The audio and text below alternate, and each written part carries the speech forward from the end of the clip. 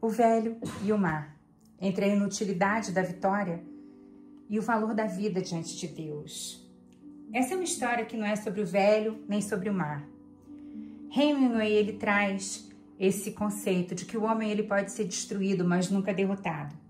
Essa é a frase que resume o coração desse livro, do Ernest Hemingway, O Velho e o Mar. Ele foi escrito em 1951 e ele ganhou o Pulitzer em 1954, com 123 páginas.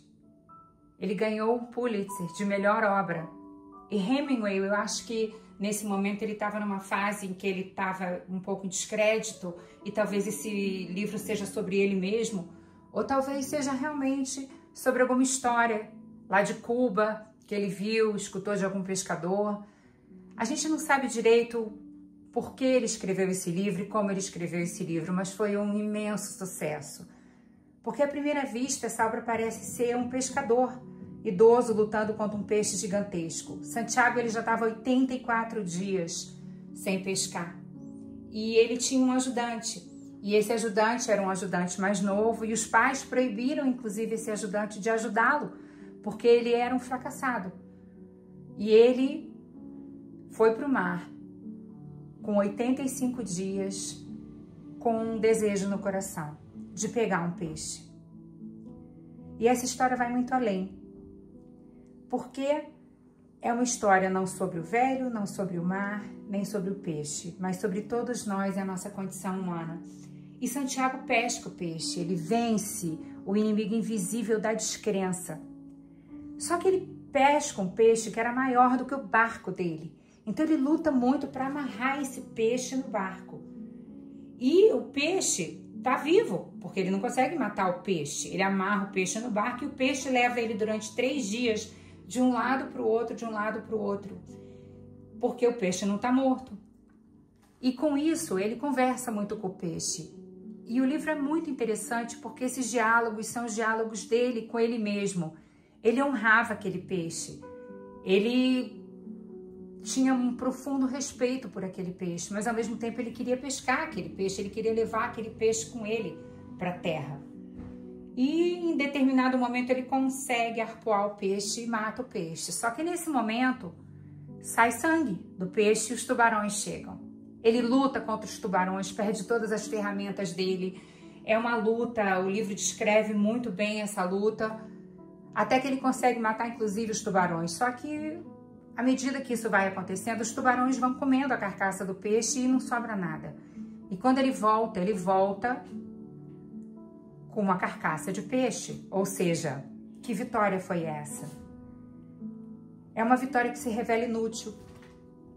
Um peixe que não alimenta, que não traz riqueza, que não muda a realidade dele. Mas nesse aparente fracasso, Santiago ele descobre algo maior. O valor dele mesmo, a dignidade de lutar até o fim.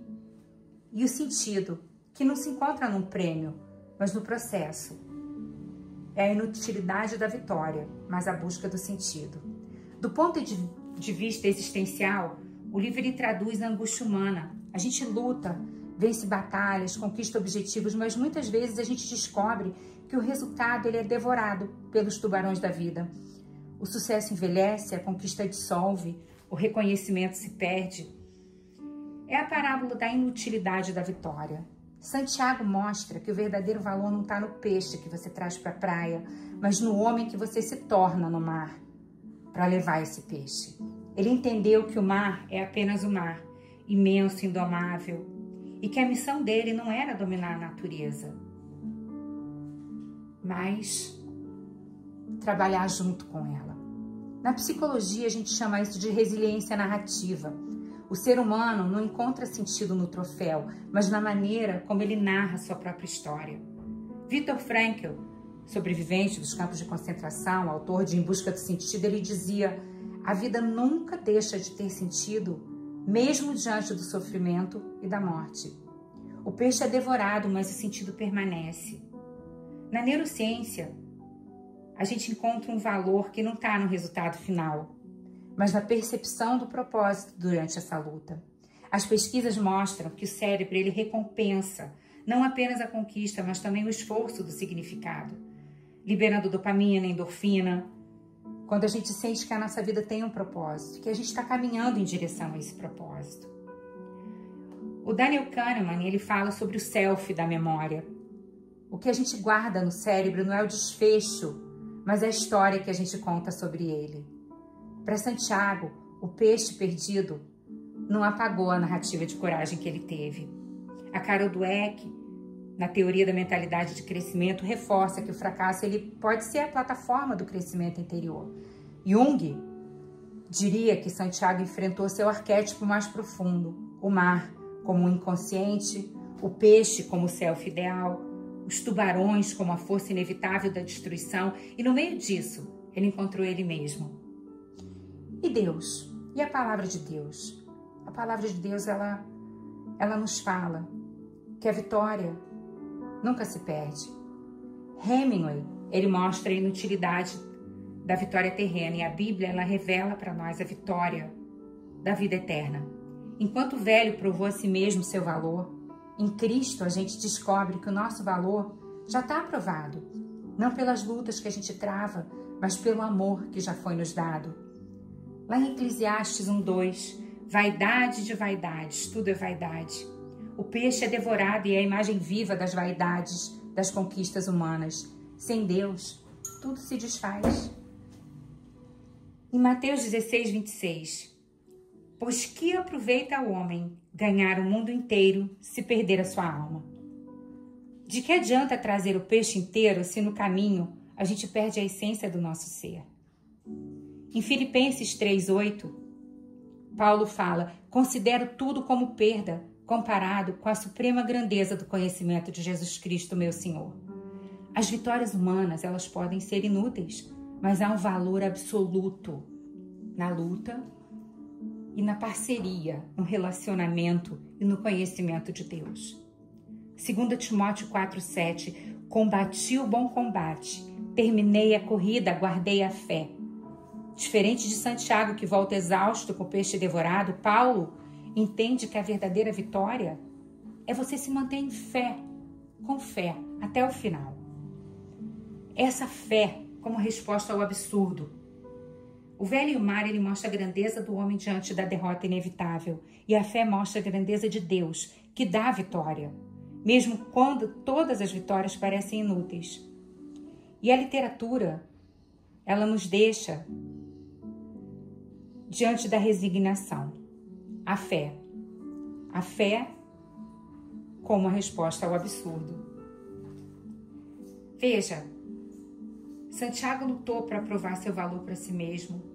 O cristão luta sabendo que seu valor já está firmado em Cristo. Santiago terminou com um esqueleto, mas o cristão, a gente que crê, a gente termina com uma coroa da vida. Mar, vida e Deus. O conto de Hemingway, ele é tão profundo porque ele reflete a nossa realidade, essa luta constante e aparente, com essa inutilidade da vitória na busca do sentido. Mas a revelação bíblica, ela nos mostra que com Deus nada é inútil. Lá em 1 Coríntios 15:58, portanto, meus amados irmãos, sede firmes e constantes, sempre abundantes na obra do Senhor, sabendo que, no Senhor, o vosso trabalho não é vão. O mar vai continuar sendo mar. Os tubarões vão continuar vindo, mas em Cristo. A luta não é inútil. A vitória não é devorada. E a vida não termina com resignação, mas a vida termina com esperança. Então, gente, no fim, não é sobre o velho, não é sobre o mar, é sobre todos nós. É sobre a nossa necessidade de Deus, é sobre a inutilidade da vitória humana, mas sobre a eternidade da vitória divina. Eu queria indicar para vocês esse texto. Esse livro é muito legal, é um livro muito interessante. Ele é triste porque a gente fica com pena do velho o tempo todo, a gente morre de pena do Santiago, a gente vê a luta dele, mas os ensinamentos que ele traz são profundos. E se a gente aplicar isso com a palavra de Deus, com o que a gente tem visto, com o que a gente crê, com a fé que a gente tem, a gente entende essa grandeza desse mar, essa falta de controle que a gente tem sobre a natureza. A gente indaga sobre o poder divino nas nossas vidas. É uma reflexão muito interessante. Eu gostei muito de ter relido, porque eu já havia lido esse livro. Eu adorei ter relido e ter aplicado isso à minha fé cristã, porque ele traz questões profundas, mas a nossa fé e a palavra de Deus responde a essas questões. E eu queria orar com vocês para que Deus abençoasse a vida de vocês, trouxesse revelação profunda sobre esses temas que são intensos na nossa luta e no nosso coração. Que Deus abençoe o dia de vocês. Em nome de Jesus. Amém.